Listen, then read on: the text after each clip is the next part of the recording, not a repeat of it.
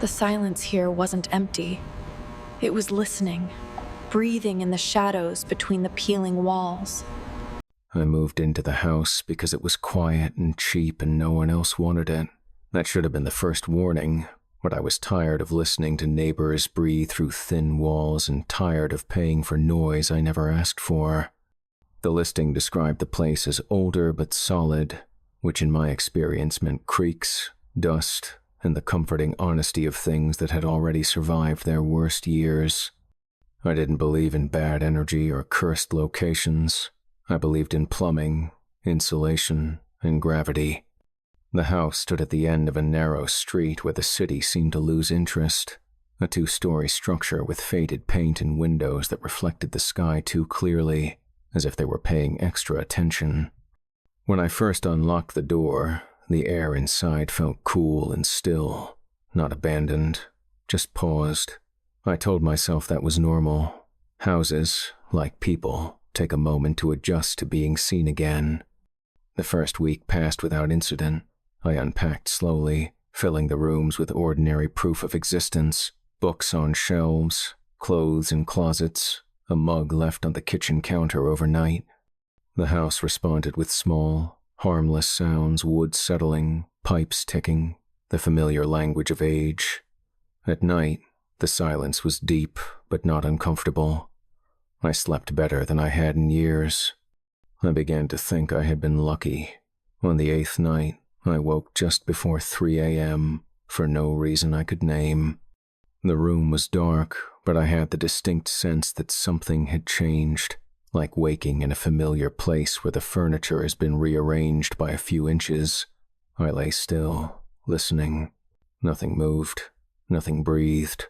Eventually, I slept again and forgot the moment by morning.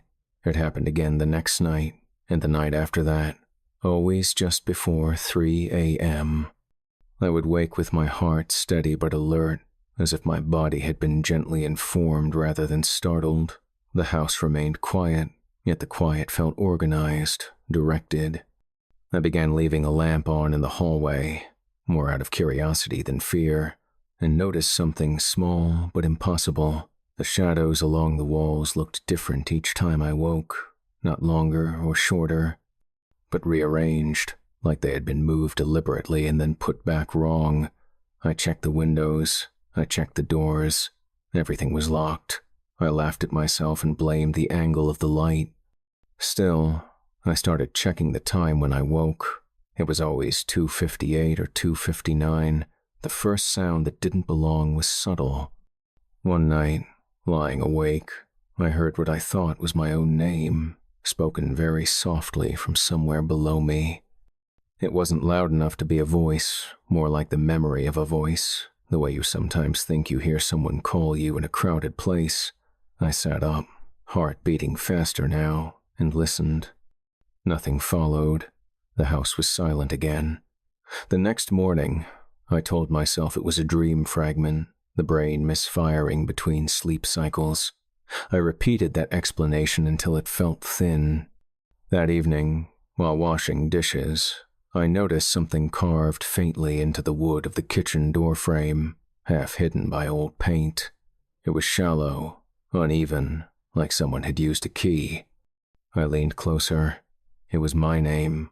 I stood there for a long time, staring at the letters, my mind refusing to choose between disbelief and panic. I had not carved it. No one else had been inside the house. The name was spelled correctly, including a nickname only my family used. I scraped at the carving with my fingernail, half expecting it to vanish, but it was real. That night, I did not sleep. I sat in the living room with all the lights on, listening to the house exist around me. At 2:59 a.m., the hallway lamp flickered once, and from somewhere inside the walls came a soft sound, like someone carefully testing the pronunciation of a word they wanted to get right. The next morning, I tried to convince myself that the carving had always been there and I had simply never noticed it. Old houses collect marks the way people collect habits. Still, I took a photo with my phone, partly to ground myself, partly to prove to myself that I wasn't imagining things. When I checked the photo later, The image showed the door frame clearly, the chipped paint, the wood grain, but the carving was gone, not blurred, not shadowed, simply absent. I returned to the kitchen and ran my fingers over the letters again. They were still there, solid. The house, it seemed, knew when it was being recorded. I began testing small things, not out of courage, but out of necessity. I left a chair in the hallway overnight to see if it would move. In the morning, it hadn't, but the floor beneath it was warm, as if someone had stood there for a long time. I placed a glass of water on the kitchen counter and marked the level with tape. By morning, the water was untouched, but the tape had been peeled back and reattached, slightly crooked. The house wasn't rearranging objects. It was correcting them, adjusting, learning where things belonged and where they didn't. The voice returned on the 12th night, clearer this time. It spoke my name from the staircase, careful and unhurried, like someone reading it from a list. I stood at the top of the stairs, looking down into darkness that felt deeper than it should have been.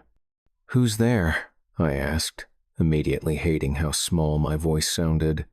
The house answered with silence, but the silence felt attentive, leading toward me. Then, from inside the walls came a sound like pages turning slowly, one after another. I backed away and locked myself in the bedroom, though I knew locks were only agreements, not guarantees. Sleep became fragmented.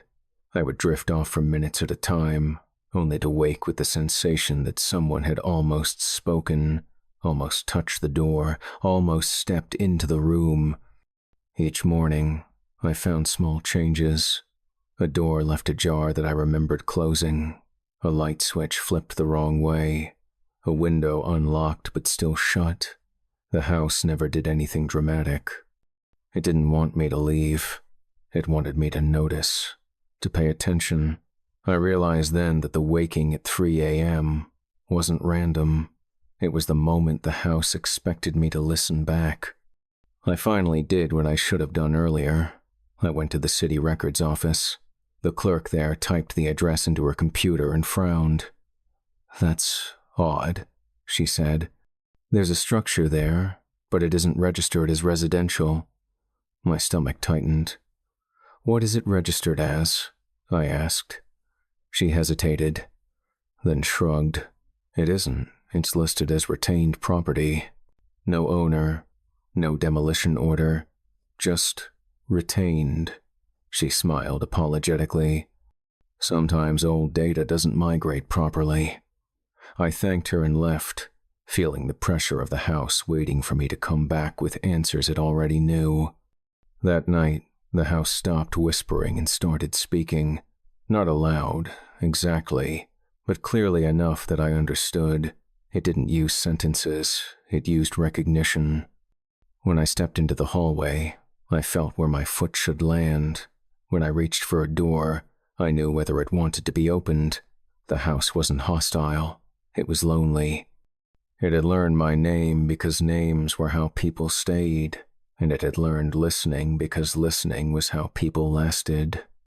At 2:59 a.m., I stood in the living room and said my name out loud, testing the sound of it in the air.